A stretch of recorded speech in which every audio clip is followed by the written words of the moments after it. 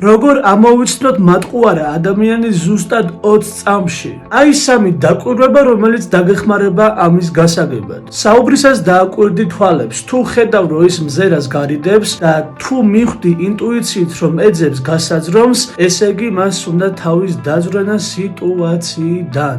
მეორე, დააკვირდი თავის მოძრაობას. თუ ადამიანი თავს აქნევს თავისი სიტყვის საპირისპიროდ, დარწმუნებული იყავი რომ ის არის მატყუარა. მაგალითად, კი გეთანხმები, ან არა ეს სწორი არ არის. მესამე, დააკვირდი სუნთქვას. თუ ადამიანი ჩქარა სუნთქავს, ესე იგი რაღაცას ცრუობს, იმიტომ რომ ტყუილის დროს გული იწყებს აჩქარებას.